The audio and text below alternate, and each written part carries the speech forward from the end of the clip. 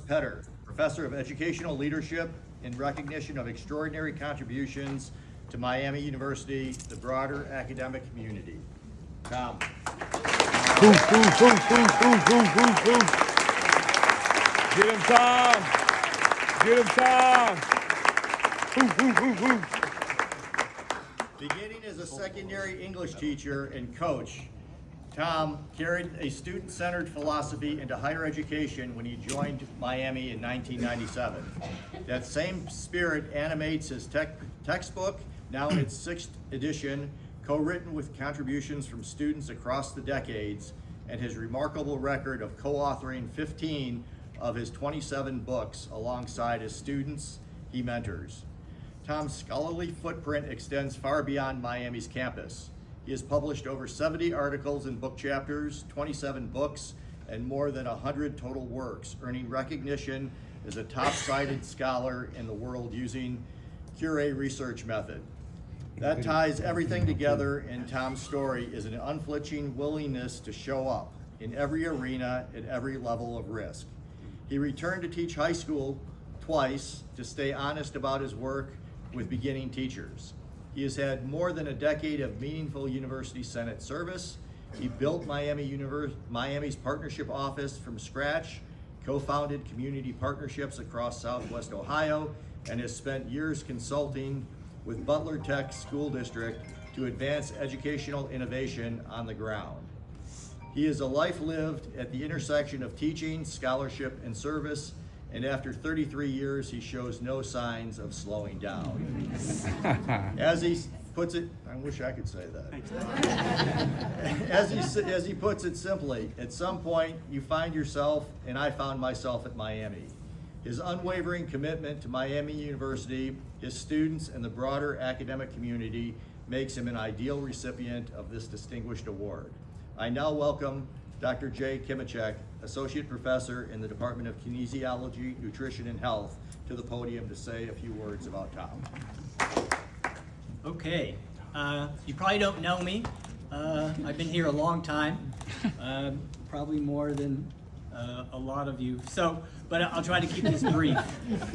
Before I get started, I just want to say a few things. Again, congratulations to all the award winners tonight. I'm always continually blown away by the quality of talent at Miami University. But I got to give a shout out to Ruth Orth. Ruth, where are you? Ruth? Yes, Employee Health and Wellbeing Days. I remember your work and your commitment to that endeavor, and so I will never forget you, and that was many years ago. My memory's not as good as it used to be. And then Dr. Franklin, I would love to take a class from you. And then Dr. Navakis, where are you? You may not remember, but I emailed you about Rachel Carson.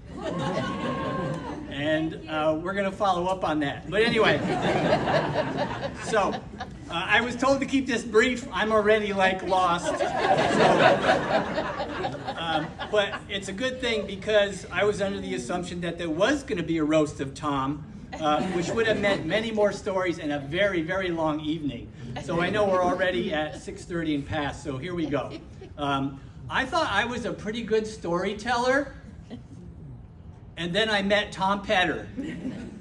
Unbelievable. Over the years, I've had the pleasure of hearing many of his stories, driving to Cooperstown, New York for a conference, coaching our kids together in Little League and travel ball, and our work in the partnership office coming up on over 20 years ago.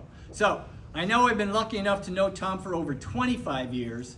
In addition to being a great storyteller, his CV demonstrates he is well-rounded and he is prolific as an academic. Research, teaching, writing, as well as his contributions to community broadly defined, is unmatched. He is so deserving of this award, as is Mike Crowder, and I can't believe I had the honor tonight of talking a little bit about Tom, but also certainly know Mike as well. So amazing. But so on the personal side, to wrap this up, I nominated Tom for 2 reasons. First, reflected in this quote I read in a recent book by Angus Fletcher, who's a professor of story at Ohio State University. Here's the quote. While logic computes what is probable, story creates what is possible. That quote blew me away. I thought of Tom when I read it. He makes any story come to life and seem possible. That is a gift. And I was lucky enough to receive it in many ways. He makes any story come to life. Just read any of his books. Without his vision and support, I would have never joined him in the partnership office, where he convinced me that we could in fact write a grant to do university school partnership work, and that I could host an Ion Partnership TV show. Now again, those of you who are new to Miami don't know anything about this, but they were pretty big endeavors back in the day. With his guidance and mentorship, I did both, and my life was profoundly changed because of these experiences. And Ruth, I'm not going to cry as much as you did, but it's emotional. So thank you for leading the way on that. Tom's life mission is all about what is possible for us, for our friends, our schools, our community, and our nation and the world. And we sure need that right now. The second reason, the last reason, there's many, many more. It's quite simple. Tom's work and motivation continue to inspire me, and that is not easy to do at my age. So thank you, Tom, and congratulations. And last advice, keep the stories coming. So thank you.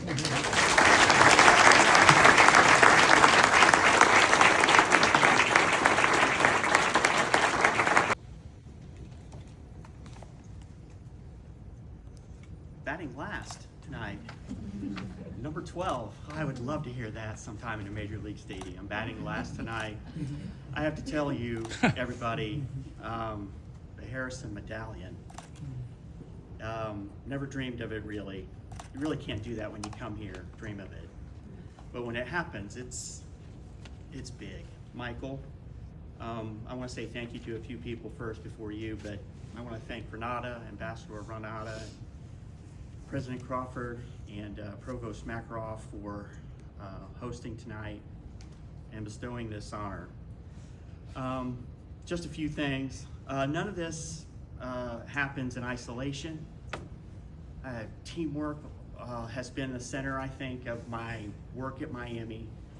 And therefore, I want to say some thank yous. So first, Dean Crowder and I go way back. I mean, when I first moved to Oxford, we bought a house on Dana Drive. We built it, actually, Chris and I. And then the Crowders moved in across the street. We've been friends forever. We have George, who ran through the backyard a million times and got into things. I mean, those are stories and lives together. Like, we have so much life together, Michael. So thank you, and to the family. It's great for all of you to be here tonight with us. I do want to say congratulations also to all the winners tonight. My class is here tonight. I'm supposed to be meeting class, sorry. I felt like, I should probably cancel the ceremony. Like, I thought about that. I'm like, I have to come. And the students are here tonight, and they know if I go on a curriculum riff, that they're going to rip me off the stage.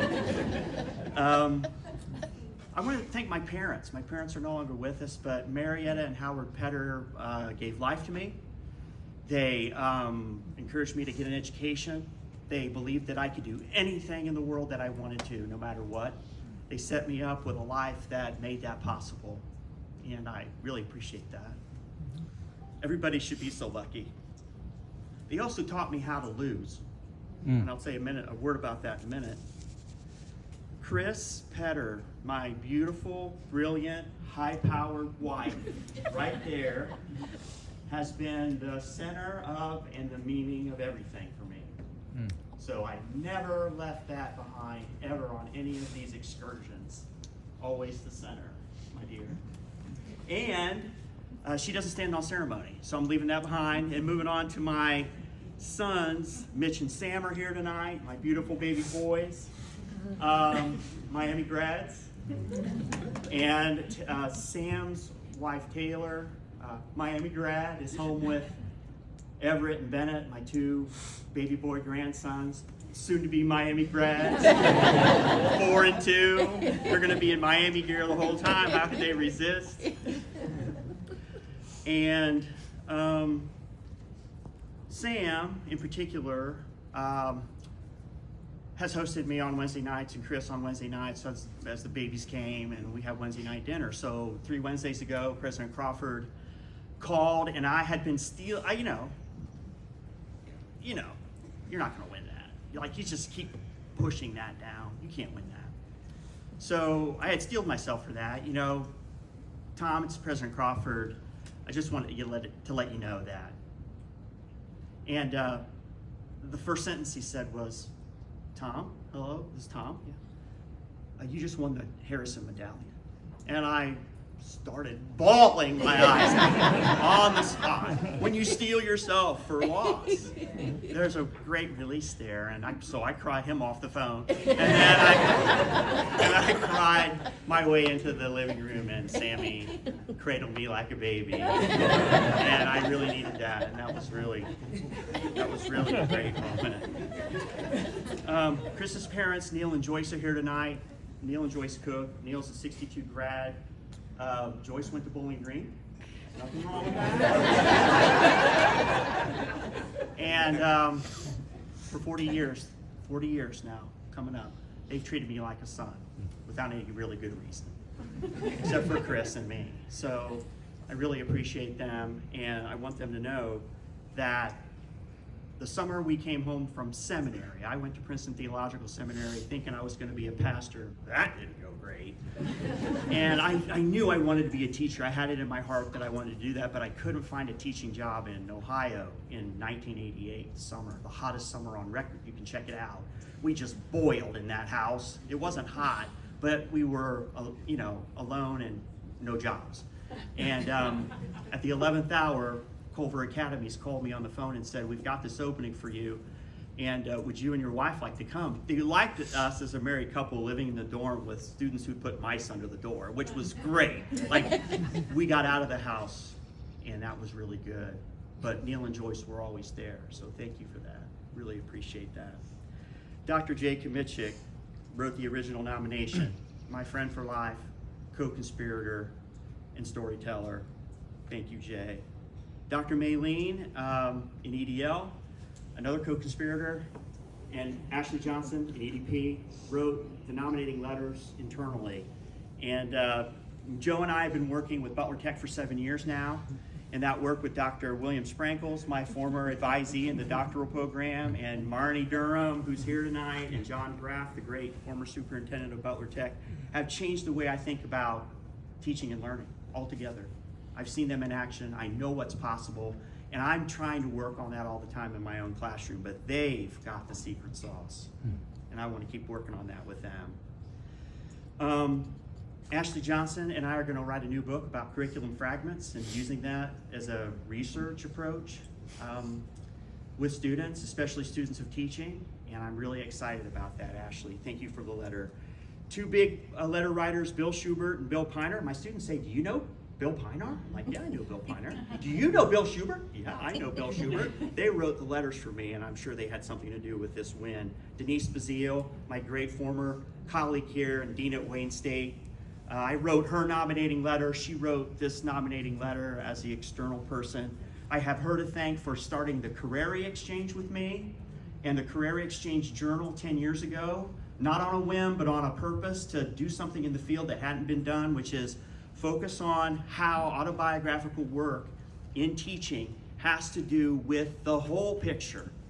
The storytelling we do about things we want to do, the things we think are possible, are embedded in each of us.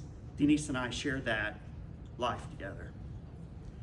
The Department of Ed leadership has been foundational for me. Bernard Badiali hired me. What a great mentor. And then this is what I call the Mount Rushmore of the Harrison Medallion. People like Marcia Baxter Magolda, Nelda Canberra McCabe, Sally Lloyd, Kate Roomneer, Denise Bazile, but also Francis Fowler and Richard Quantz and Dennis Carlson and Michael Dantley. What greats. And all the current faculty and staff. Judy Alston's here tonight, our chair.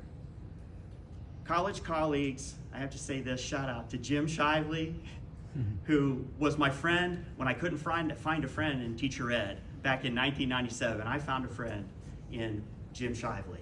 And also Brian Schultz, who's been a colleague and great friend all through.